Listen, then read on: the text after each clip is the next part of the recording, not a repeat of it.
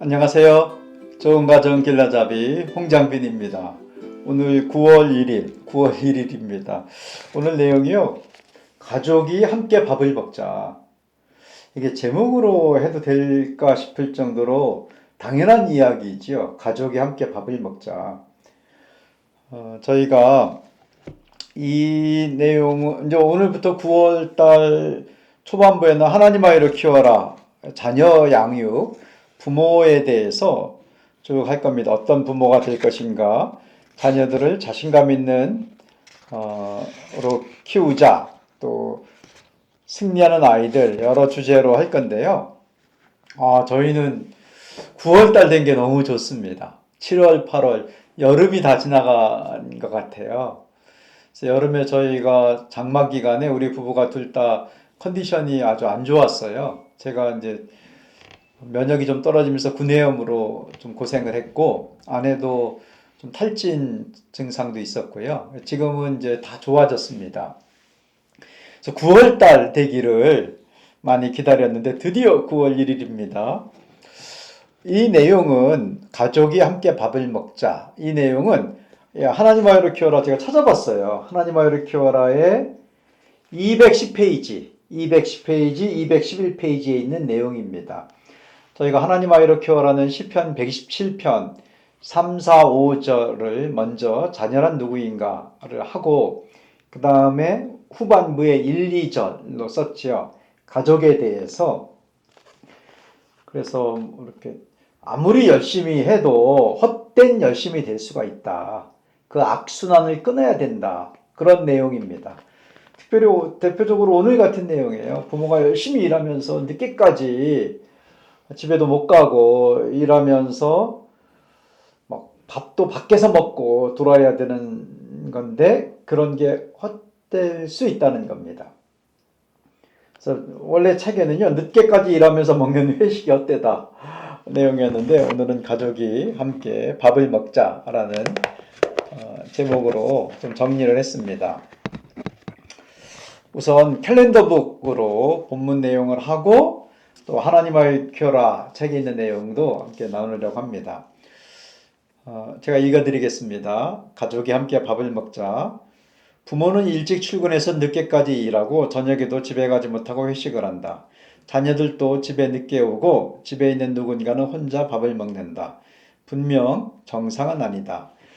지금 내용하고는 좀 안 맞을 수 있죠. 지금은 이제 코로나19 그 감염 위기 또 방역 조치 때문에 저녁 때 식당도 다 문을 닫고 집에서 밥을 먹는, 오히려 집에 아이들이 너무 많이 오랫동안 있기 때문에 힘들다는 이야기도 있고요.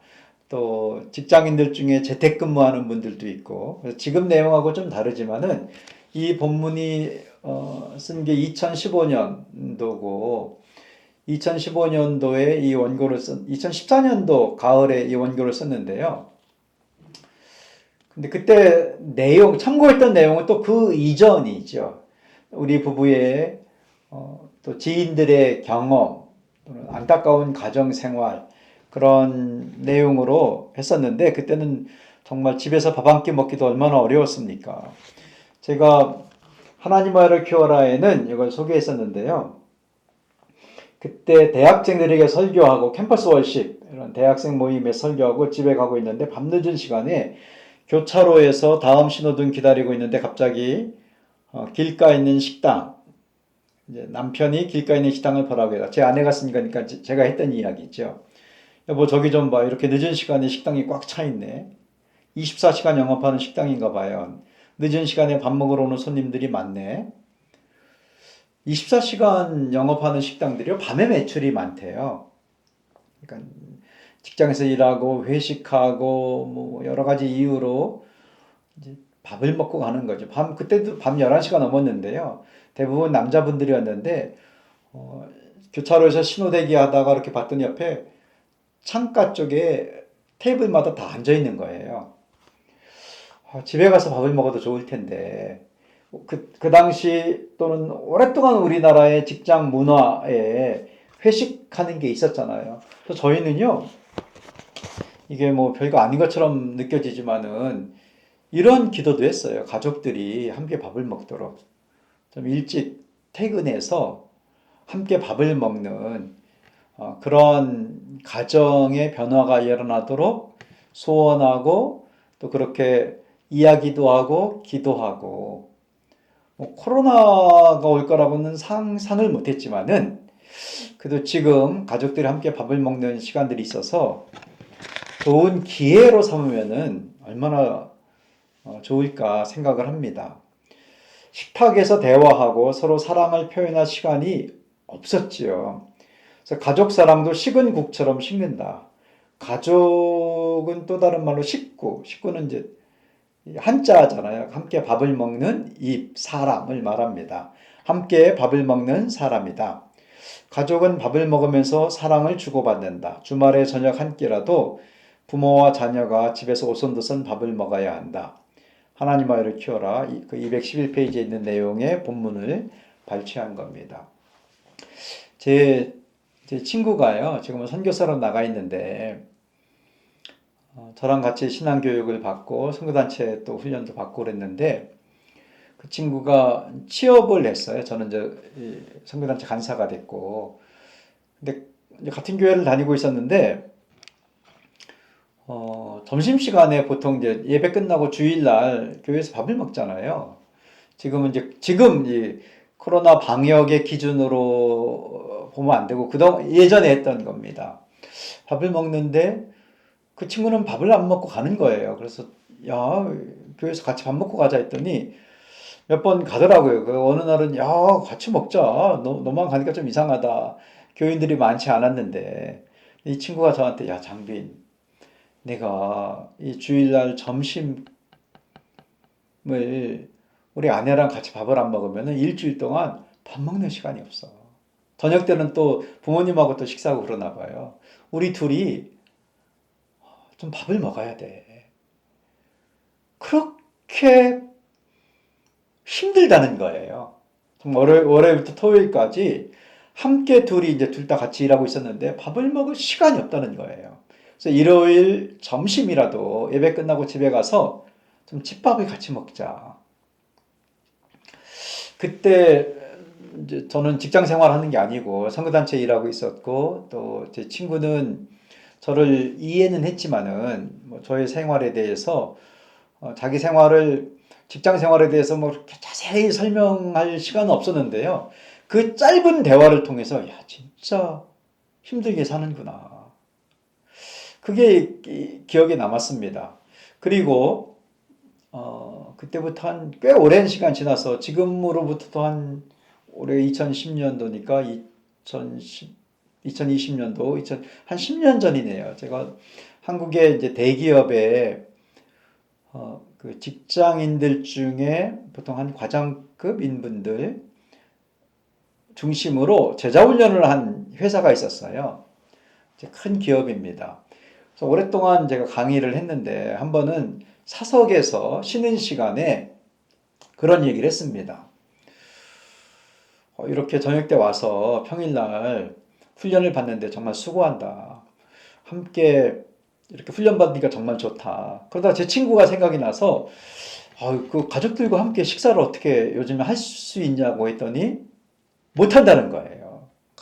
진짜 한 달에 한두 번 똑같더라고요. 그래서 제가 그게 정말 그렇게 힘든 건가요? 라고 했는데 제가 이제 직장 생활하는 그 회사 다니는 게 아니니까 함부로 강조할 수는 없잖아요. 이제 부드럽게 얘기했는데 이분들이 그게 주제가 돼서 진지하게 대화를 하는 거예요. 우리가 진짜 저녁 때 집에 가서 밥을 못 먹는데 진짜 그럴 수밖에 없나? 쭉 얘기하다가 저는 이제 그분들이 대화하고 토론하고 한 분이 정리해서 이야기하는 것만 들었는데요. 사실은 가능하대요. 그분도 굉장히 바쁜 회사였습니다. 사실은 가능한데 서로 누가 시작을 못하기 때문에 문화가 안 돼 있어서 직장 문화가 안 돼 있어서 그리고 가족들이 함께 저녁을 같이 먹자라는 것을 맞추기가 너무 어렵다는 거예요. 왜냐하면 다 같이 노력을 안 하기 때문에 아이들은 아이들대로 아내도 일이 있고 아내는 원한다는 거지요. 그래서 제가 정리해서 결론을 들었는데요. 가능하다고. 근데 시작을 안 해서 그런다고. 좀 일찍 일하고 마무리하고 다 같이 약속하면 될 것 같은데 안 된다고. 그래서 그분들도 굉장히 안타까워했어요. 가족이 함께 밥을 먹고 싶은데. 그래서 가족은 우리가 지금 하나님 아이를 키워라 자녀 양육에 대한 책이거든요. 아이들에게 좋은 가정에 대한 추억 그리고 앞으로 이런 가정을 이루겠다라는 기대, 이런 따뜻한 분위기가 식탁에서 많이 만들어집니다. 같이 노력을 해야 되는 것 같아요. 어떻게 하다 보니까 이 코로나 시대에 함께 밥을 먹는 시간이 많아졌는데요. 이걸 그래도 기회로 삼아서 또 감사할 부분도 있잖아요. 우리가 조심하고 코로나로 인하여서 경제적으로도 어렵고 힘든 경우도 얼마나 많이 있습니까? 너무 이게 빨리 끝나길 바라는데 이 기간에 우리가 함께 밥을 먹는 문화를 만들자. 일주일에 한 번이라도, 일주일에 두 번이라도 점점 늘려갈 수 있도록 뭐 이렇게 날마다 하긴 어려울지라도 삼시세끼 이건 아닌 거잖아요. 아침 먹고 가기도 힘들었는데 아침이라도 저녁이라도 그래서 가족이 함께 밥을 먹는 가족의 문화와 분위기를 만들어서 우리 아이들에게도 그러한 그런 문화가 전달될 수 있도록 하면 좋겠습니다. 그래서 이 9월을 여는 첫날입니다. 정말 따뜻한 가정, 사랑 있는 가정을 위해서 같이 노력하면 좋겠어요. 가사의 어떤 일은 좀 더 많아질지라도요. 다음에 그런 걸 나눌 기회가 있을지 모르겠습니다. 서로 나누어서 그러니까 일을 엄마가 하는 일, 아빠가 하는 일, 저는 밥은 제가 하거든요. 뭐 설거지 또는 아이들이 수저라도 논다든가 식사 시간이 되면은 다 같이 참여해서 엄마의 가사의 부담을 좀 줄여주면서 이 밥 먹는 시간이 얼마나 중요한 시간인지 예의를 갖추어서 좀 의식하면서 그때 할 대화, 지난번에 식탁 대화 저희 부부 또 링크를 올려드리겠습니다. 식탁 대화에서 어떤 대화하는지를 이야기했습니다. 그 영상을 한 번 더 참고하면서요. 가족 간의 대화는 이런 거 해야 되는 거구나. 가족 간에 식사할 때는 가져오면 안 되는 것, 또 좀 일찍 와야 되고 그리고 함께 준비하면서 이게 중요한 시간이구나. 맛있게 밥을 먹으며 서로 감사하면서 그렇게 하면 좋겠습니다. 오늘의 실천은 오늘의 약속입니다. 오늘의 약속. 맛있게 밥 먹는 가정이 되자. 맛있게 밥 먹는 가정이 되자. 자, 9월이 됐습니다. 9월 달에 이제 더위도 한풀 꺾이고 있는데요. 9월 달에 가족의 좋은 문화를 만들기 위해서 같이 노력하는 아빠, 엄마, 아이들 다 같이 노력해서 이제 식탁 문화부터 시작해서 그런 같이 노력을 하면서 행복한 가정 되었으면 좋겠습니다. 그 9월의 첫날 어쩌면 이미 잘하고 계시겠죠. 혹시 이런 부분에 좀 이렇게 마음을 쓰지 못했다면 오늘부터라도 가족은 함께 밥을 먹는다. 맛있게 먹는다. 즐겁게 먹는다. 감사하면서 먹는다. 그런 좋은 하루 되시기 바랍니다. 감사합니다.